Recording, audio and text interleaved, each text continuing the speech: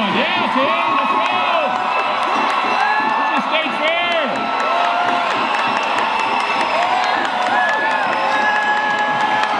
Good.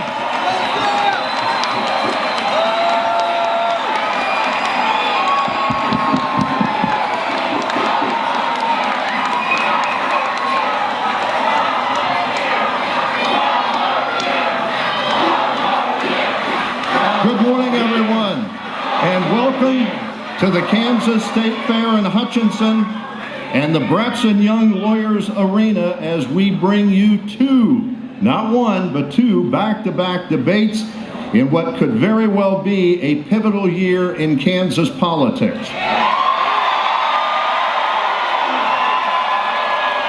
I'm Kelly Lenz with WIBW Radio and the Kansas Radio Networks. I will be the moderator for the first debate, which will focus on the Kansas governor's race. Before I introduce the candidates, I want to introduce the people who are going to be asking questions here today.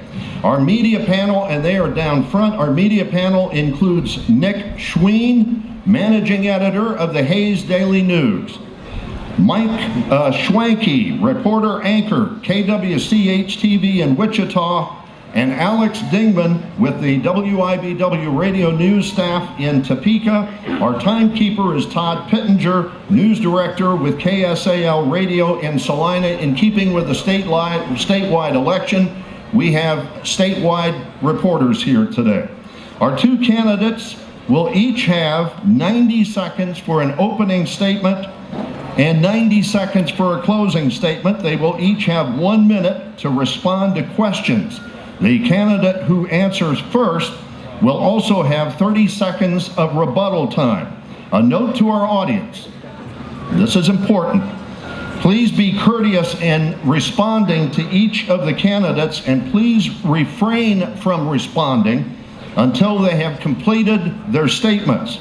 The moderator, that's me, does have the authority to add time to a candidate if I feel that his response has been interrupted by audience members.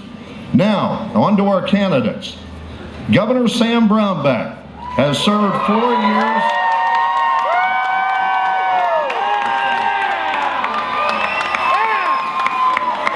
This part of it is not timed.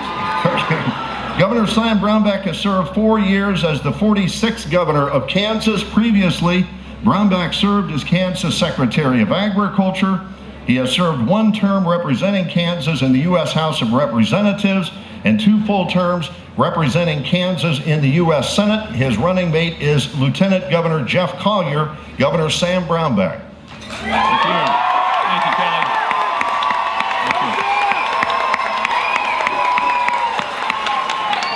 His Democratic challenger in this election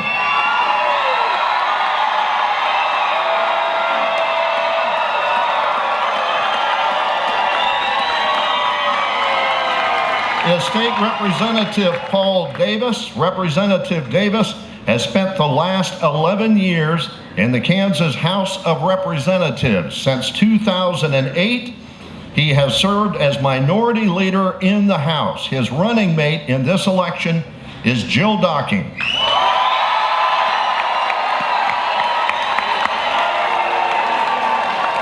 All right, as agreed to previously, Governor Brownback will have the first opening statement. The second.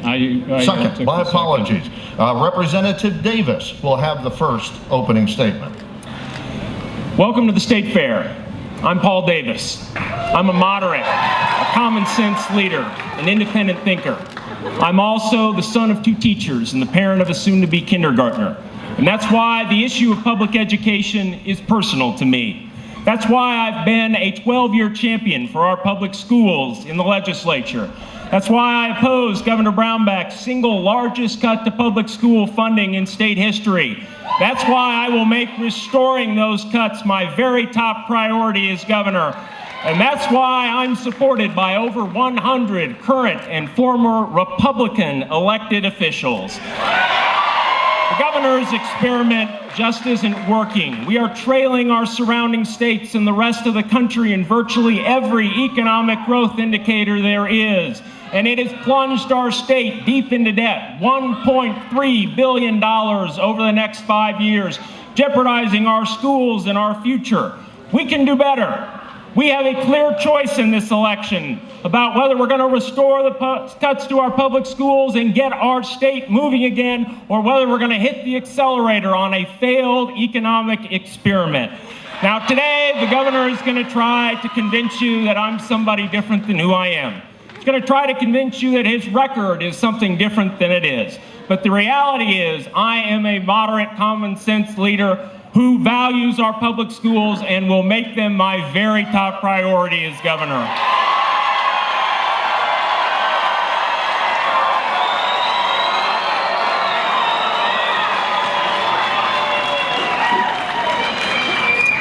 Good morning, Kansas. Good morning, Kansas State Fair. Representative Davis, welcome. Good to have you here.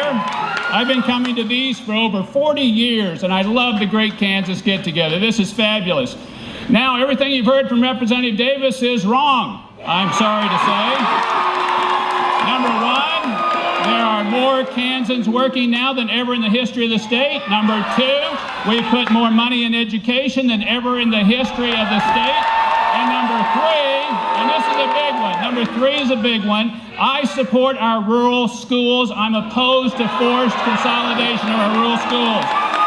Now, my opponent, unfortunately, doesn't share my support for our rural schools. His top education advisor, John Brattle, is for forced consolidation. He said this about our rural schools. Listen to this: consolidation is inevitable.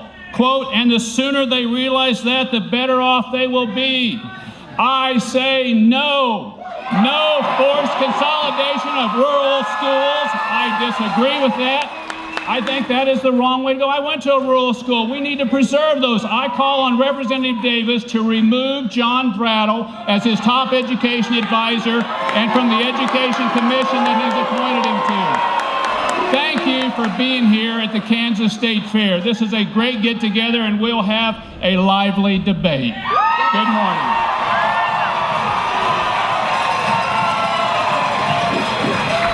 All right, I want to remind our audience again, as we get into this debate with the questions, please be courteous, because I will add time if I feel you're interrupting the candidate.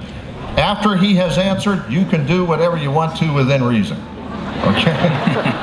On to our questions. The first question will come from Alex Dingman with the WIBW Radio News staff. Thank you, Kelly. All right, let's talk education funding. In 2008-2009, Kansas spent $4,400 in base state aid per pupil. Last year it was around $3,800 according to the Kansas Legislative Research Department. Do you feel like we are spending enough money per student, and what will you do to ensure that our kids are set up for success? All right, Governor Brownback will answer first. Well, thank you very much for the question. And we have put a record amount of money in K-12 education, and we're going to continue to spend aggressively for K-12 education in the state of Kansas. We put about 52% of our budget in it, and that's great. But those are numbers. I want to talk people. My daughter's here as a 5th grade teacher, and she loves teaching. And it's the teachers that do so much for us in making our state a great place. My oldest son is going into education. He wants to be a professor. I started out in education. What I am saying is that we are putting record amounts of money in education, but we do that because we as a state love education.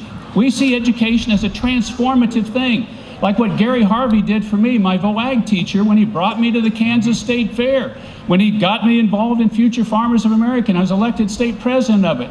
That's what I'm going to do. We're going to put more money in education, and we value the system that produces such great people like my daughter who loves education so much and here with us today.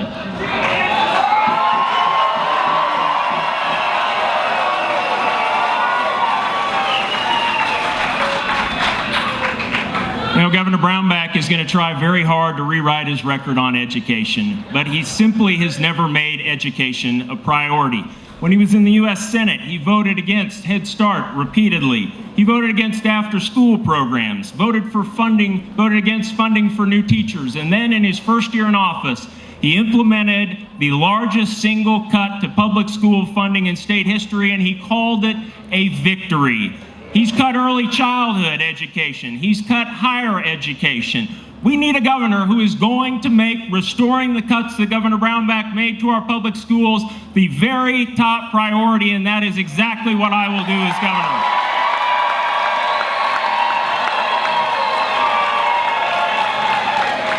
Governor, 30 seconds of rebuttal time. I wish Paul Davis would have voted for some of the money we put into education. He's voted against putting money into education every chance he can. And on top of that, Governor Mark Parkinson said this. When he was looking at running for re-election in 2010, said, no, I'm not going to be governor again because I am the architect of the largest budget cuts in the history of the state of Kansas, the largest tax increase in the history of Kansas. And Paul Davis voted for that. That's what he voted for. He talks a good game, and then he votes the other way. All right, next question. Next question will come from Nick Sween, managing editor of the Hayes Daily News. Thank you. And it will go to Representative Davis first. By not allowing the federal expansion of Medicaid to take place in Kansas, it is estimated we have left 380,000 residents without coverage. Hospitals in rural and depressed settings continue to treat these individuals, with the local communities eventually paying the price. Representative Davis, what would you do with this component of the Affordable Care Act? And Governor Brownback, do you have any future plans? Well, I'll tell you what I will do, and that's not to play politics with this issue. I've spent a lot of time listening to hospital administrators, listening to nursing home administrators, listening to physicians, listening to people who own home health agencies, and listening to those over 150,000 Kansans that could get coverage from this. Our rural hospitals desperately need this. I have had too many conversations with rural hospital administrators who have said they maybe have to close their doors if this doesn't happen. We can inject $3 billion into our state's economy. We can create lots of jobs. I'm not going to play politics with this. I'm going to follow what other Republican governors are going to do. Chris Christie in New Jersey, Jan Brewer in Arizona. That's what we should do.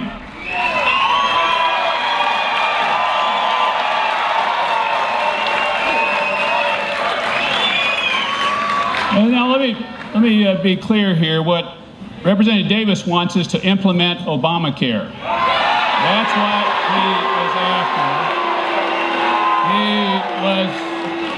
He was for an early innovator grant in the state of Kansas. Obamacare will cost us $1 billion to implement. It will move people ahead of the list that are on waiting lists created by the former administration in Medicare and Medicaid. And by the way, on the rural hospitals, Obamacare took money from Medicare, which goes to our rural hospitals, and put it into Medicaid, which doesn't go as much, and he supports Obamacare. That's taken money directly from our rural hospitals. He shouldn't have supported Obamacare in the first place. That's not the place to do it. And we have expanded Medicaid. We've added 80,000 people to Medicaid since I've been governor of the state of Kansas. And we've taken people off the waiting list because of Dr. Collier's work as lieutenant governor, a surgeon heading up our Medicaid list. We have expanded and have a better Medicaid system than Obamacare.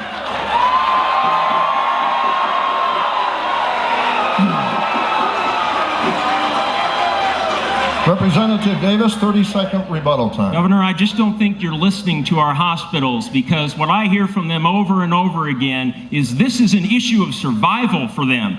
Frankly, on top of your CanCare program, which has been a disaster for them, they have had claim after claim after claim denied. They're not getting paid. You know, it's not really managed care, it's limited care or no care in many circumstances.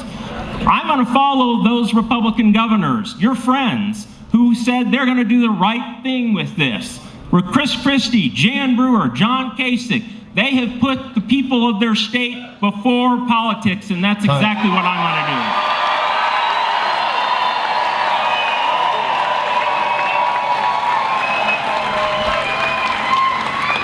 I'm reminded again that we are in the Bretts and Young injury lawyers arena. Let's hope we don't have any injured lawyers before this is over today. By the way, it is a gorgeous day here on the State Fairgrounds. It is. Absolutely. Our next question will come from Michael Schwanke, KWCH-TV in Wichita. And it will go to Governor Brownback first. All right, thank you. Thank you for having me. Thank you, gentlemen. I want to know which one wants to take credit for the weather today, because it is beautiful. Well, I've been praying a lot.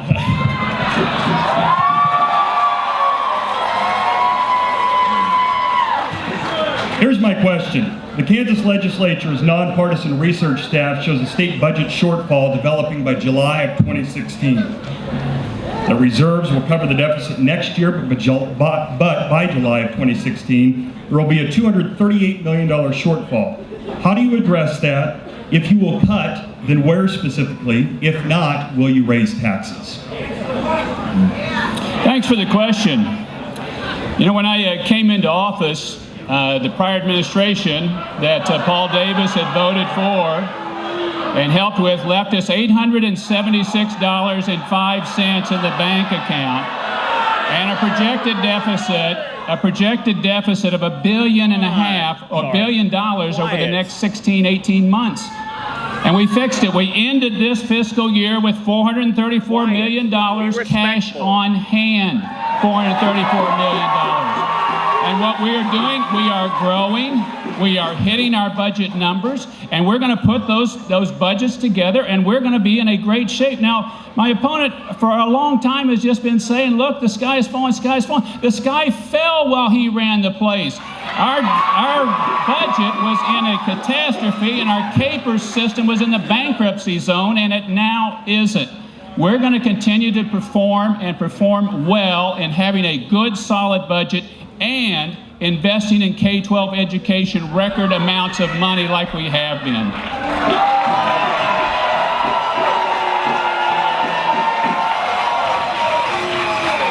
You know, Governor Brownback is just sticking his head in the sand on this issue.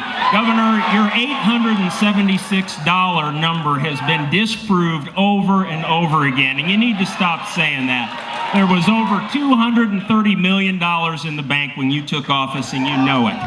We are in this situation, make no doubt about it. We are in this situation of debt down the road because of the governor's economic experiment. $1.3 billion over the next 5 years. That is jeopardizing the quality of education for an entire generation of Kansas kids, including my daughter. And I'm not going to stand for it. We've got to do something about it. Time.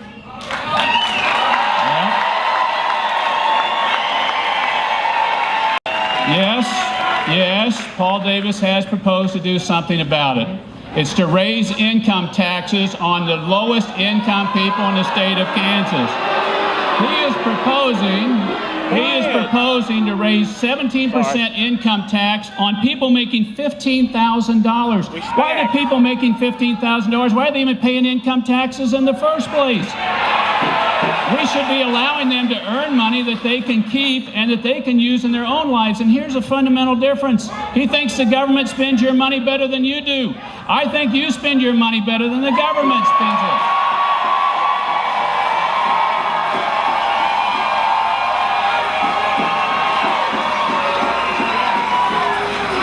Our next question will again come from Alex Dingman with the WIBW radio news staff. Alex? Throughout the downturn in the economy, agriculture has been able to withstand a lot of the economic woes. In the past month, we've seen announcements by ag manufacturers Deere Co. and ADCO on workers at the Deere plant in Coffeyville and the ADCO plant in Heston are going to be laid off. Any concern on your part this may be early signs of struggles ahead for the ag industry in the state? And this will go to Representative Davis first. Well, we certainly hope not, because our agriculture economy is vital to the future of our state. We need to do some very key things if we are going to be able to help agriculture grow. We're going to have to deal with this water problem that we have. And, you know, I'll give the governor a little bit of credit here because he's heightened the discussion about this. But the problem is that we have not made it a priority. Everybody that you talk to about the water issue knows that we are going to have to devote some resources to this. The governor has defunded our water plan every year that he has been in office. We cannot address this issue and the other critical issues that we have, not only for Kansas agriculture, but for our whole state, when our state is in $1.3 billion of debt. And that is exactly where the governor's economic experiment has taken us.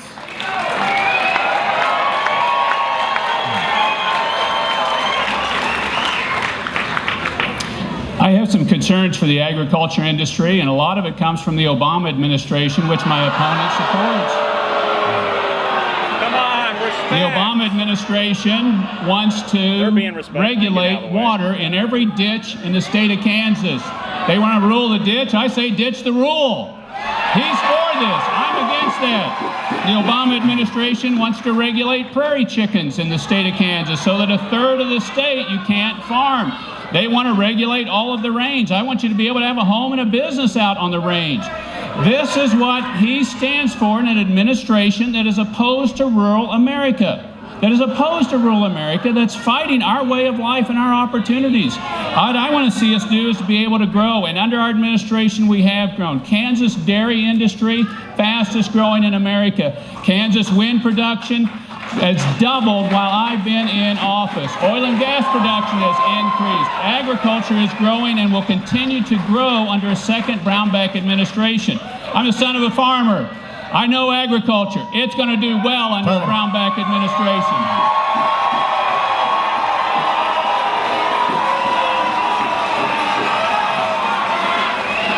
Governor, you mentioned the wind industry and your support from the wind industry, which seems to be changing here lately.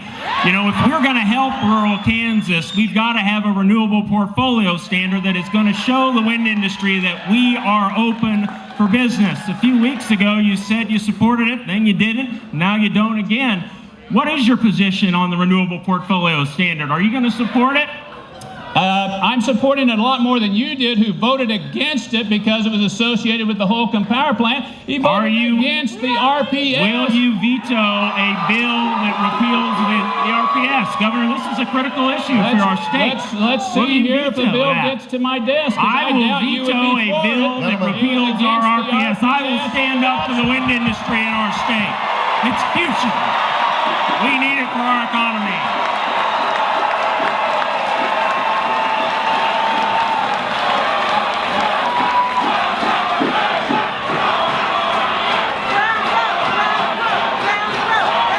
Well,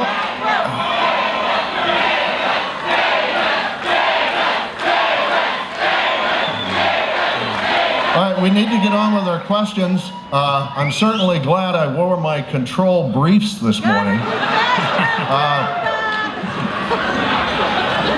Nobody said this was going to be a dull debate, okay? All right, our next question comes from Nick Schween, Managing Editor, Hayes Daily News. It will go to Governor Brownback first.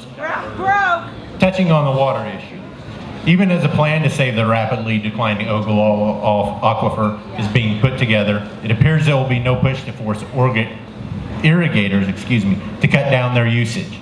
Voluntary efforts would be great, but they fly in the face of economics at times. Would either of you advocate doing what truly is necessary, mandate dramatic reductions?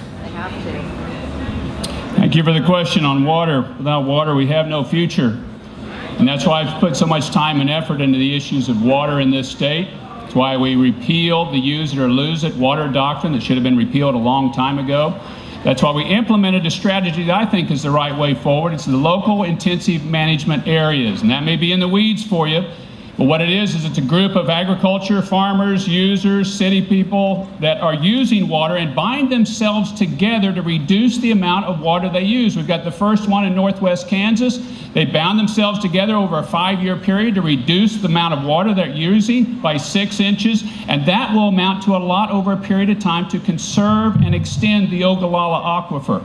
This is a topic I've been working on since I was in law school and wrote on it. This is a topic I've worked on while I was Agriculture Secretary. We've got a 50-year water vision being developed. I have credibility on moving this topic forward, and we've got to address our reservoirs, some of which are silting in. We're going to start next year the first dredging of a reservoir in the state of Kansas, so we'll have water supplies in eastern Kansas as well. This is the most critical long-term important issue that our state has. It is a complex issue. There are a lot of people who have very different opinions on this, but I will tell you that everybody who is a stakeholder in this debate will agree on one thing. It is going to take some resources to address this issue, and we have to address this issue because it is vital to our state's economy. The governor the other day attacked me for not having credibility. Well, you know, credibility would mean that you would fund the current water plan that we have, but he has defunded it every year he's been in office in order to subsidize his economic experiment that is failing our state, led to 3 credit rating downgrades, has got us 45th in the country in new business creation, and has run up $1.3 billion of debt that means more school cuts down the road.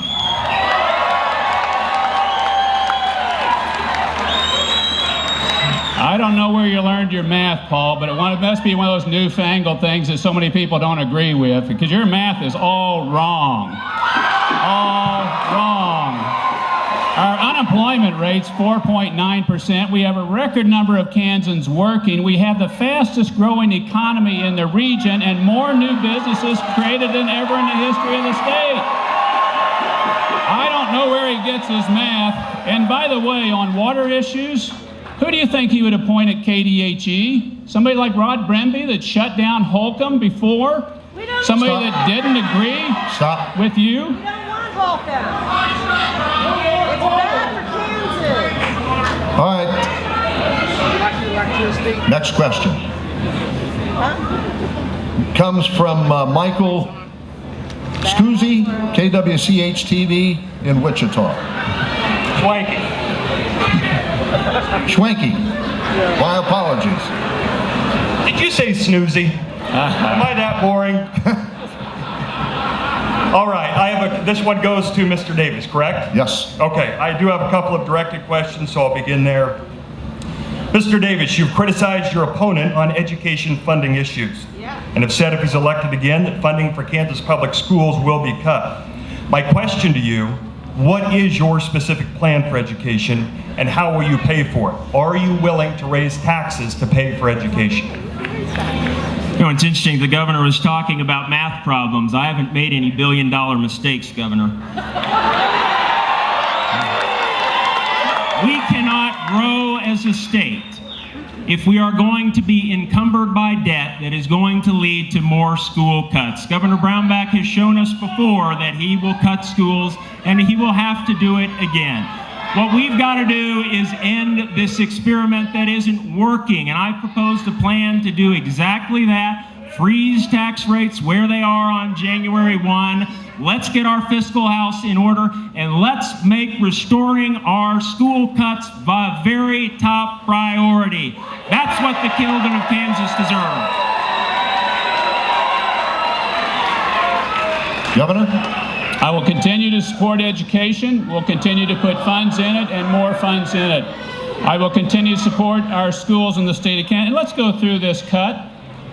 The cut was the Obama stimulus money going away that Paul Davis agreed putting it in the budget in 2010 under Mark Parkinson. I came into office. They left me a $500 million projected hole. We put $100 million more in education that first year. It wasn't the $200 million that the Obama administration pulled away with. These are budgets and situations that he left. He left a fiscal train wreck in the state of Kansas, and he's the Democrat leader then. He's the Nancy Pelosi of Kansas. That's who he is, and that's what he did.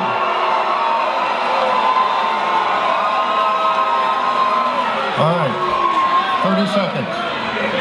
Now, Governor, you can blame everybody you want, but the fact that remains that you made the single largest cut to public school funding, and all you have to do is talk to these teachers out here. I talked to a teacher the other day that has over 30 kids in her classroom because of the cuts that you've made to public schools. You've never made public schools a priority unless there's an election right before you. We need a governor who is a 12-year champion of public schools, and that's what I've been, and that's what I'll be as governor.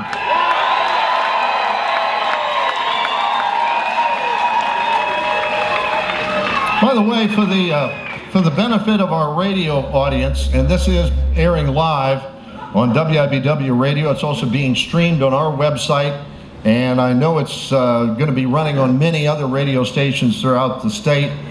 I want to tell our radio audience that there is no seating room left in this arena, and we have many people on the sides. I've been at this fair for many years, involved in activities, and I have never seen this many people in here. All right. Our next question will come from Alex Dingman, and it will go to Governor Brownback first. With fewer jobs offering pensions, some public pension systems facing underfunding, and more than 70 million workers without access to a retirement account at work, what will you do to help Kansans save so they can have a secure financial future? One of the key things we've already done for Kansans that are saving for their future is fix the CAPERS mess that I inherited. The CAPERS system was in the bankruptcy zone, and there are about 250,000 Kansans on CAPERS. It was in the bankruptcy zone with about a $10 billion unfunded obligation that was in it. It was second least funded in America, and fortunately Illinois was there. We'd been the least funded in America of our pension system. So Jeff Collier and I went about fixing it. We put more funds in it. We've put more funds in CAPERS, changed the system for next year. People have a cash balance system on the new folks that are coming in. And now on a number of different rating agencies, we're rated about middle of the pack, and we're out of the bankruptcy zone on CAPERS. It's an amazing accomplishment that we're able to do on a bipartisan basis and move that system on forward so that we can save. That's a critical one, and it's been a fabulous accomplishment for us moving that system on forward to solvency.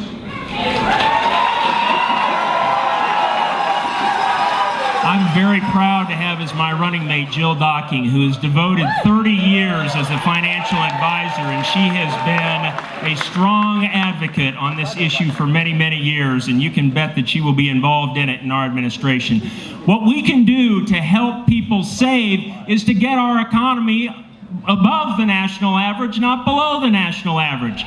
Look at where we are at right now. The governor's own Council of Economic Advisors several months ago documented that we are trailing the states in our region in virtually every economic indicator there is. Our credit rating has been downgraded 3 times. We're 45th in the nation in new business creation. In 2013, more businesses closed up shop than opened shop. It's because we have an economic experiment that isn't working. Let's return to a proven Kansas model of growing our economy, and that's how we're going to help Kansans.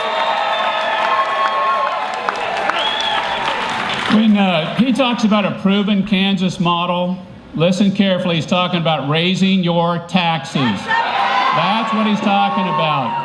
And the initial tax increase goes on people making $15,000 a year. Again, I don't know why they're paying income taxes in the first place. Why would you be taxing somebody that's making that much income?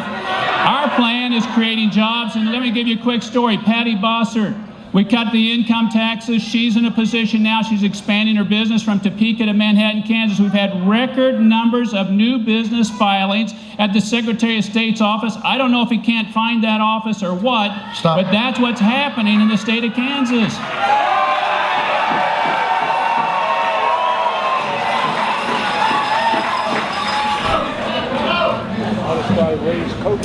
Next question, I believe. Rebuttal time? I think it's next question. Next question. Got it. All right. Next question will come from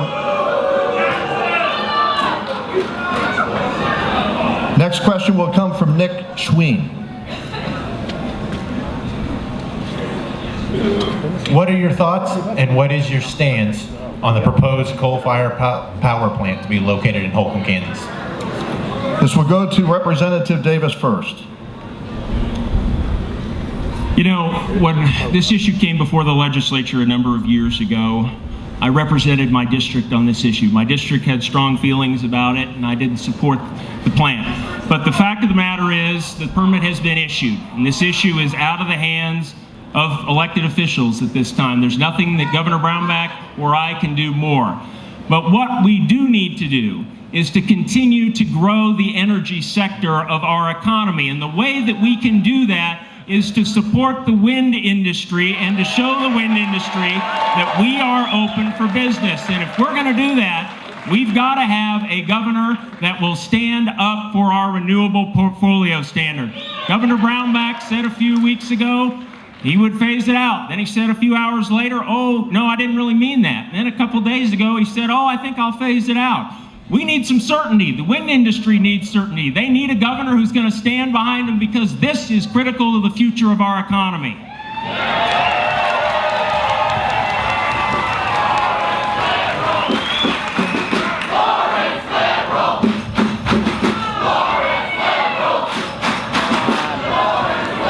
All right, Governor.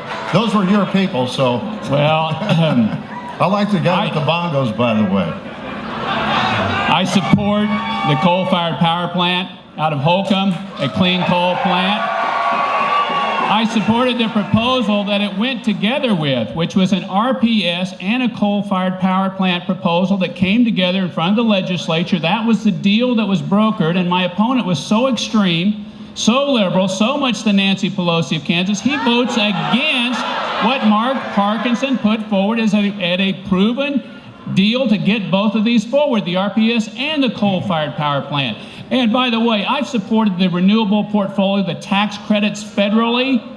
I've supported those, and that's what's doubled wind energy in this state. I will stand second to nobody on support for wind. It's doubled in this state while I have been governor. It's a great resource that we have. My dad was raised on a farm using wind energy. We can do it moving forward, and we will. Governor, that's a lot of good rhetoric on wind, but the other day you said that you would support a phase out. That is going to hurt the economy of Kansas. You know, just down the road here, Siemens, 400 great jobs, and I want more of them. Will you commit, as I will, to veto a repeal of the renewable portfolio standard? All right.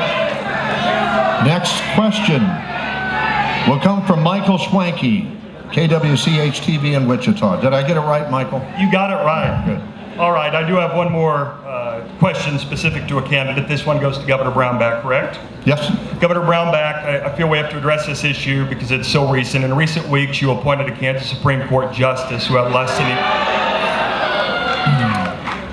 than a year of experience on the bench and who worked for your administration. Can you answer your critics, including your opponent, who says instead of choosing a judge with more than 20 years on the bench, you chose a political ally? Absolutely, I'll be happy to answer that question. Caleb Stegall is the most qualified, talented person on the Kansas Supreme Court today. And if you'll let me say what he is, he graduated third in his class at KU. He clerked for a circuit court judge, Danelle Taha, one of the most respected jurists in the state of Kansas. He worked for the largest law firm in the state of Kansas. He was an elected prosecutor in Jefferson County. He's been a prosecutor there. He's had a great private practice. He was general counsel for me, and he was on the Court of Appeals. There is nobody that even applied that's close to his qualifications. Nobody that would apply that even close to his qualifications. This is an incredible. One of the people on the panel called him a legal prodigy, saying this guy is an amazing, qualified candidate. And he is. He could end up in the Court of Appeals, on up the Federal Court of Appeals, or further in the future. He is an amazingly qualified, brilliant man.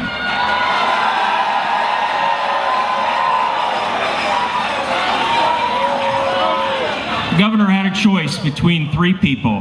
One had 24 years experience as a judge. The other had 23 years experience as a judge, a woman, and Mr. Stegall, who had less than 1 year. I think it's pretty clear that he didn't choose experience here.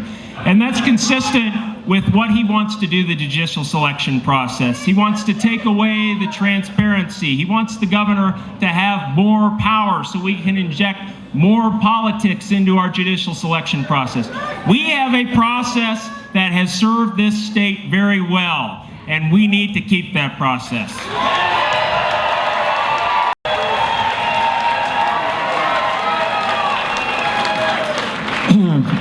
Paul Davis is a liberal. He would appoint a liberal on the Supreme Court. And there's another thing. The U.S. Supreme Court just overturned a Kansas Supreme Court decision 9-0 on a death penalty case. 9-0. The U.S. Supreme Court overturning the Kansas Supreme Court. I put a former prosecutor on the Kansas Supreme Court. He's not going to vote for an opinion that gets overturned 9-0 by the U.S. Supreme Court on the death penalty case. That's an important thing to have, as somebody with some breadth of experience and that prosecutorial experience.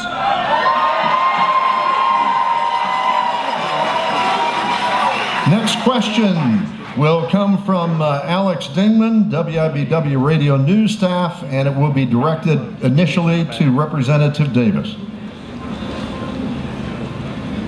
A lot of news this year that the VA systems here in the nation are broken. Do you feel this is true for Kansas veterans? Is the system working, or are they getting the treatment that they require and deserve? Well, I have a little bit of special perspective because my wife is a psychologist and she spent her entire career helping homeless veterans. And there are some serious problems in the VA system. And you don't want to get her started on it because boy will she give you an earful about it. But you know, there are a lot of things that we can do, our Kansas hospitals and healthcare providers, to help veterans across the state. Many veterans are located in places where they don't have access to a VA, and I think that we ought to be able to create a system whereby they can get access to healthcare, VA, government-sponsored healthcare that they have entitled to, they are deserved, and they've sacrificed for at hospitals all around Kansas. And I'd like to work with the federal government to make that possible, to do something very good for veterans.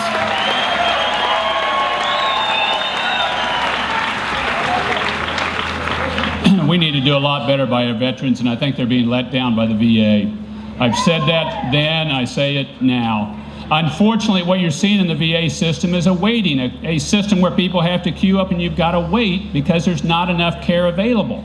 And they're making people do that. We need to add more resources into the VA system. We need to take care of our veterans better.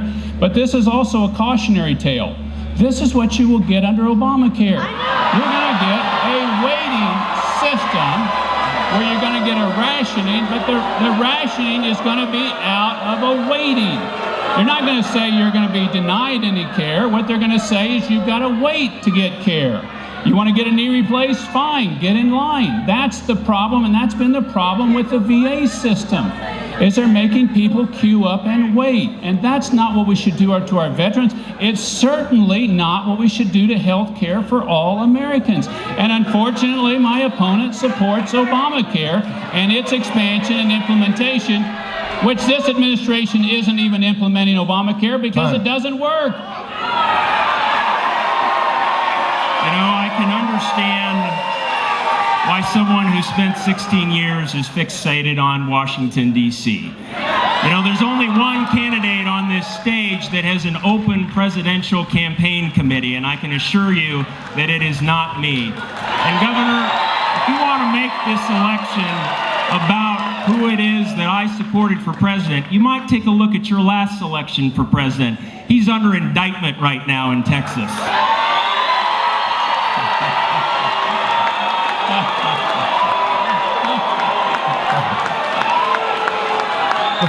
Before we get to our next question, and by the way, thanks to both of you for keeping this lively. Yes, you're welcome. Before we get to our next question, are your running mates here? Yes. Yes. All right, Governor Brownback, Jeff Collier, where are you? Dr. Jeff Right Collier, there. surgeon. And Representative Davis, Jill Docking. Jill Docking.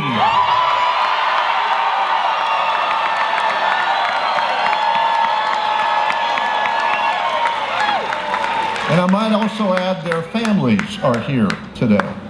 Just, if you don't mind, just standing up. Mary, We can Abby, see. Tina. There we go. Excellent. All right, we've got time for maybe two more questions here. Let's go to Nick Schween, Managing Editor, Hayes Daily News. Thank you. Many people in western Kansas believe those in the highest power in Topeka have little regard for those in their region of the state. What are your plans to ease the minds of Western Kansans to let them know the highest ranking official in the state deems them just as worthy as those in the eastern portion of the state?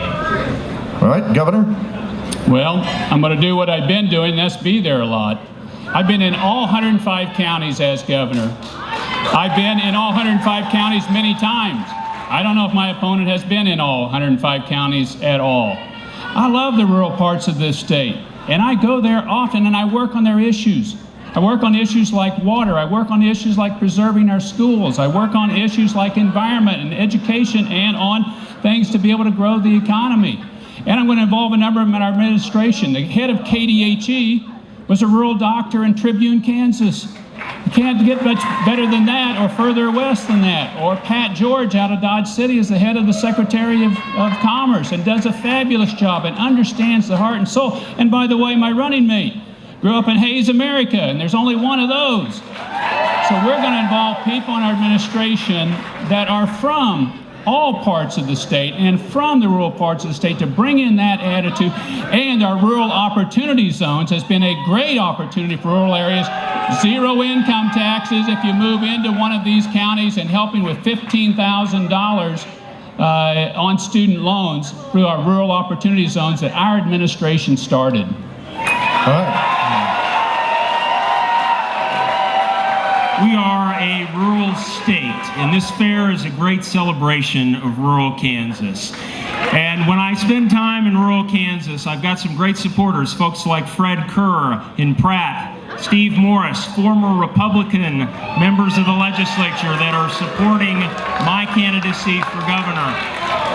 We can offer all the incentives that we want, and some of them are very, very important. And Governor, I've supported your rural opportunity zones, but folks are not going to continue to live in rural Kansas if we don't have great public schools, and that's why we've got to restore the cuts to our public schools.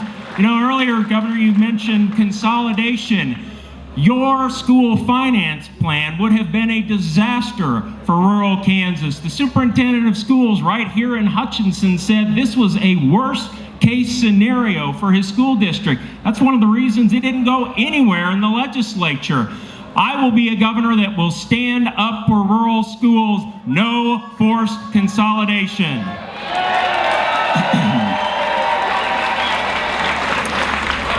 Paul Davis is the Democrat leader in the House.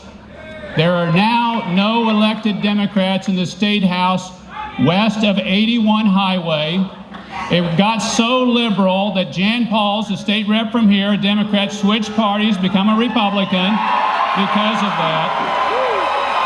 And people are important. So Tyler Longpine worked for Paul Davis, longtime person worked for him, and he wrote this: there are no two Kansas communities less interested in one another than Douglas County and Western Kansas. It's important who you have around you and how they associate and what they say. All right. We have time for one more question, and as moderator, there will be no rebuttal time on this question. And we're going to limit your response to 45 seconds so we can get the closing statements in. The next question comes from Michael Schwanke, KWC-HTV. Wichita voters will decide in November on a 1-cent sales tax, of which part of it will go to create a jobs fund. Do you support the use of taxpayer money for job creation? You know, I'm going to let the citizens of Wichita make that determination. I believe in local control. I will tell you this. The folks in Wichita know that their economy has been lagging, and they're trying very hard to do something about it. And I want to work with them as governor to help grow the economy in Wichita. It's some of the highest unemployment in the state there, and we need a governor who is going to roll up his sleeves, be a partner with communities, and use proven solutions to grow our economy, and that's what I'll do.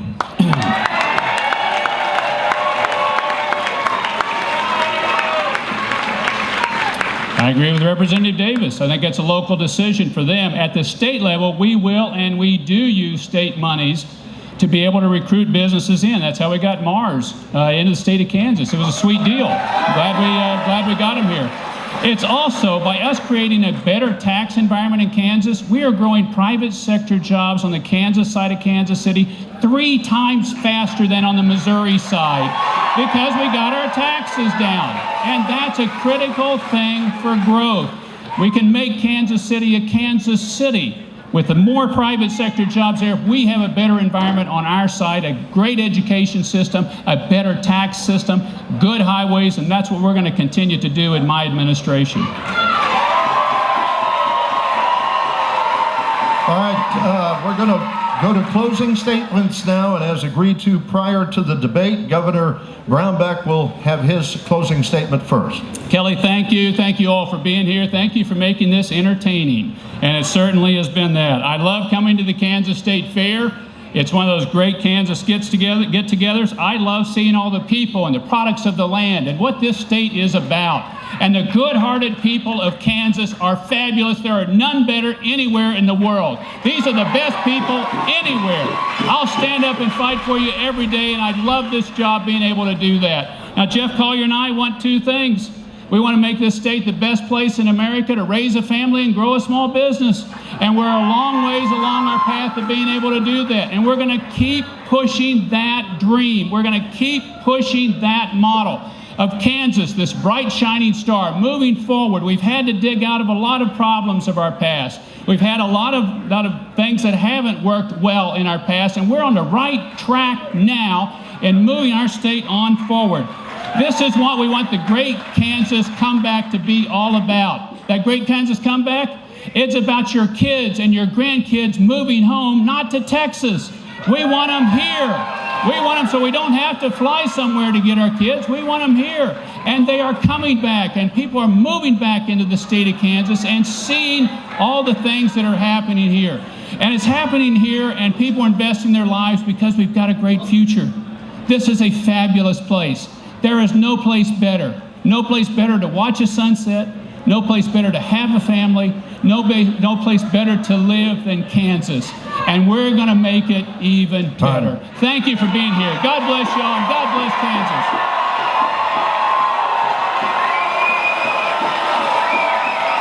All right, now, in the interest of time, we must get the closing statement in from Representative Paul Davis, please. Kelly, our state simply is not headed in the right direction. The governor's experiment isn't working, and it's not going to work. It's damaging our schools, it's hurting our economy, it's jeopardizing our future. We have a clear choice in this election. I've been a champion for our public schools. I've been a 15-year member of my Chamber of Commerce. I know how to make a payroll. That's why I'm supported by over 100 current and former Republican elected officials. So if you believe that your governor shouldn't turn our state into an ideological laboratory, I ask for your support. If you believe that we don't need a red state model or a blue state model, but what we need is a proven Kansas model to grow our economy, I ask for your support. And if you believe we need a true champion in the governor's office for our public schools, I ask for your support.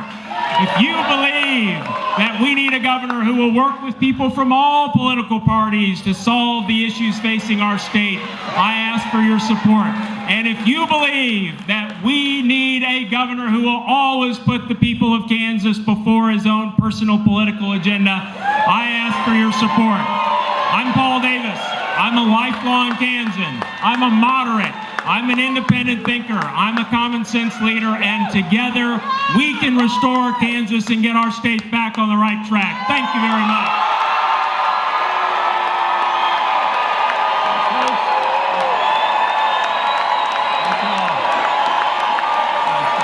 You've been listening to a live debate, gubernatorial debate from the Kansas State Fair. I'm Kelly Wins. Coming up, U.S. Senator Pat Roberts and his Republican challenger, Greg Orman.